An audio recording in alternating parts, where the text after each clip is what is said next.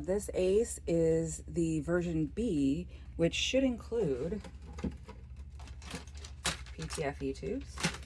And inside this pack is this guy. And that is a return detection sensor and the 4-port hub. So first things first, dump it all out, unbox everything. Rid of this tape. Little piece of foam up inside here. Go ahead and ditch it. And then open up all your little gifts. Unwrap everything. This is your power cord.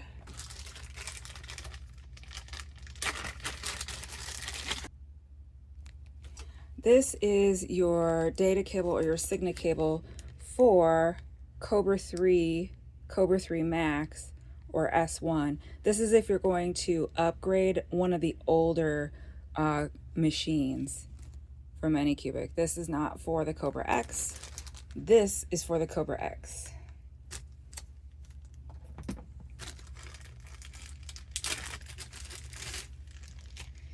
So this one that has no extra tag on it and it's gray. This one was black and it has a little tag. You don't need this one. This one is gray and it does not have a little tag on it. So this one is for your Kobra X.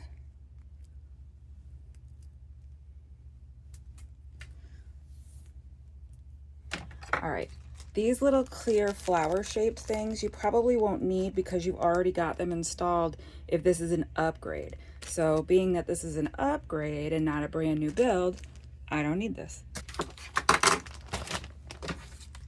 And then this specifically says for the filament hub. Okay, and then of course we have our 4 PTFE tubes, and that's all you need to upgrade. That's it. Everything else that was in that bag is for upgrading older machines, so you don't need it. I'm gonna put this aside for later. All right, so as you can see, I put my Ace 2 Pro on the right side of my Kobra X. This is so that the wires and everything can kind of play nice. This video is for a setup of a single Ace Pro upgrade unit, just one.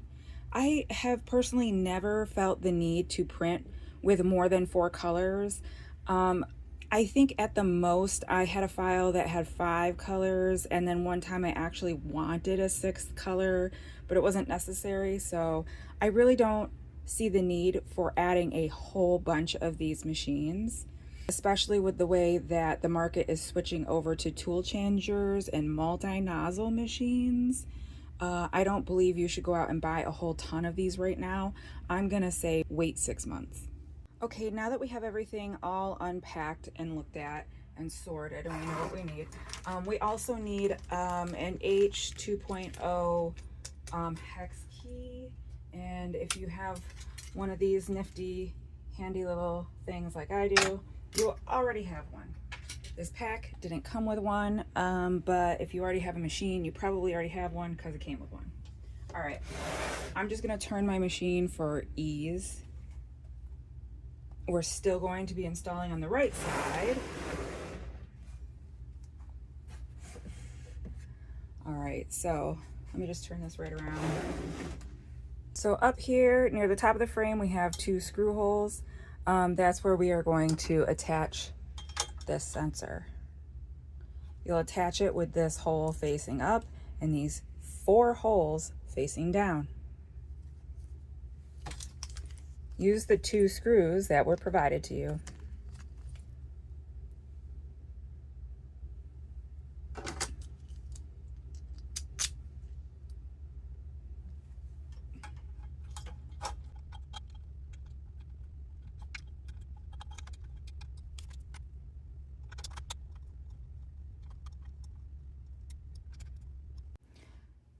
So here's the wire from the return detection sensor. We're gonna plug it into this port right here. This tiny little notch out right here at the bottom is a tab hole or spot where this little tab goes and nestles into and clicks. So let's go ahead and put it in there. There you go. It's in. Doesn't pull back out. When you want to remove it, you're going to have to push up on that little tab and then pinch and remove. Don't just yank. I was just checking to make sure that it was clicked in because I didn't hear an audible click. Okay, next I'm going to remove PTFE tube number 4 from up here and get it prepared to take filament from here instead of here. This is the spool rack. You leave that on here so you can do 7 colors. If you use just the Ace Pro, you can only do 4. If you use the Ace Pro plus these 3 spots here, 1, 2, 3, you can do 7 colors. So we're gonna leave those 3 alone. We're gonna take this guy out. Okay, so double side pinch and then pull, and then we're just going to feed it through this slot right here. Just toss it in there. Okay, like floss. You're gonna wanna disconnect it from your little organizing clip over here because it might get too tight. And then I'm also going to put it underneath the power cord like that so that it's nice and free. You don't want to cross it over the top of that because then it might make the head too tight and you could possibly get layer shifts. When you're putting these things together, it's a good idea to run all the scenarios through your head while you're doing these things. So this now will plug in here. Boom, there. We've just rerouted spool number 4. You won't be using this anymore unless it's just to hold something. All right, let's plug in our signal cable. Okay, with the signal cable, we have 2 ends. We have a 4-port end and a 6-port end. 6-port goes to the Ace, 4-port goes to your printer. Don't forget that there is this little tab, and you'll see over here there is a little slot for this tab to go into. So just line it up. Now it's in. If I give it a little tug, it's not falling out. It is clipped in. Even though I couldn't hear the clip, it's clipped.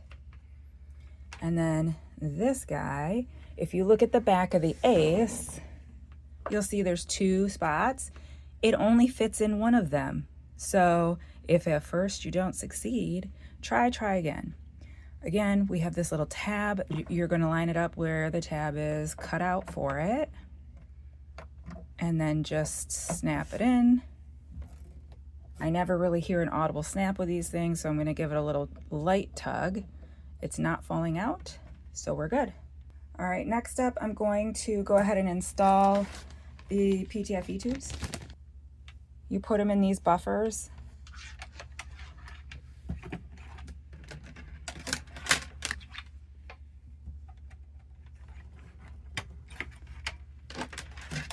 When you install these, you should hear a little bit of a click when it goes in. And then when you pull back on it, it stays pretty snug. Let me give you a close-up of the last one so you can see what I'm talking about.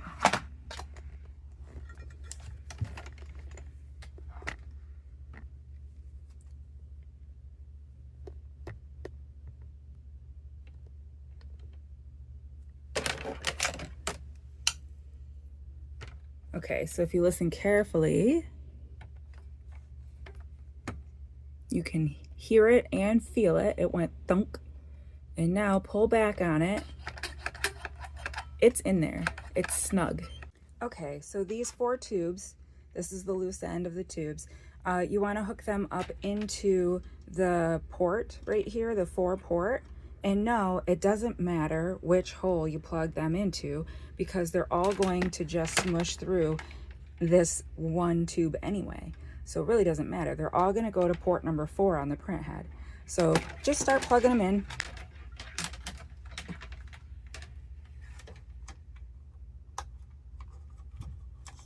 When you push it up, you can feel it like grab, and then when you pull down on it, just tug on it slightly. It's not going anywhere. That's what you want.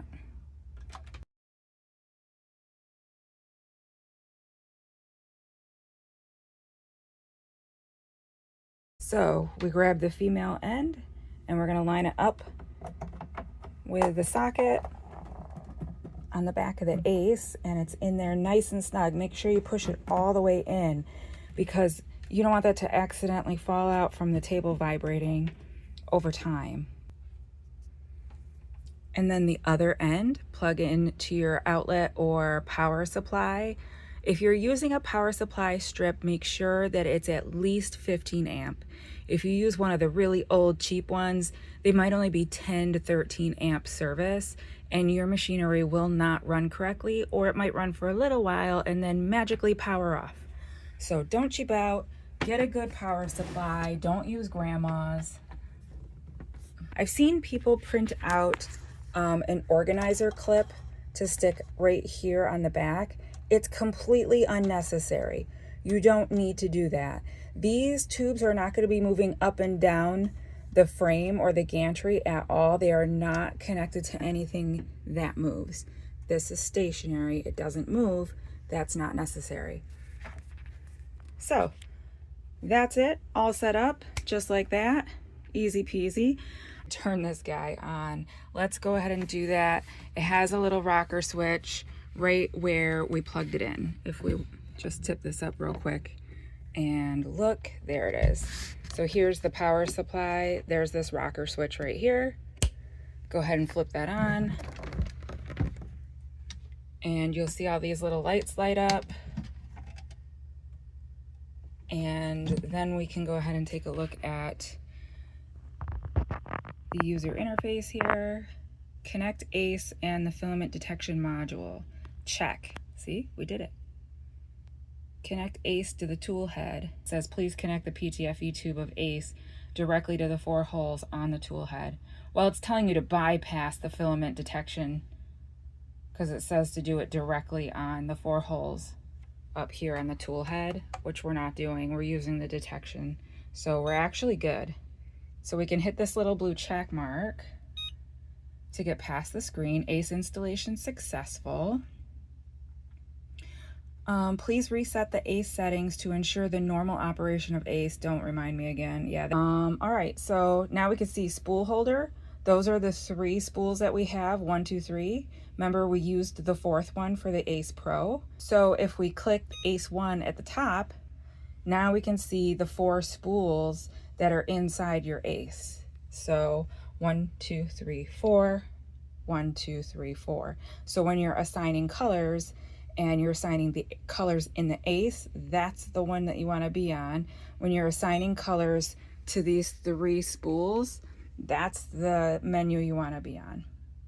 If you forget to assign colors here on the user interface, you can do it in the Anycubic Slicer Next software on your PC. You just click on the Workbench tab. I have a whole tutorial about that, and I'll link it in the description of this video. If you have a lucky printer mascot, make sure you put him back on the machine where he belongs. I just want to say a big thanks to anyone who subscribes to my channels and my social medias. Without your love and support, I would not make these videos anymore. It's all thanks to you guys, and thank you for enjoying this content and pushing me forward to do more. Enjoy your upgrade. If you want to see more content like this from me, make sure you subscribe, like, and follow. Thank you.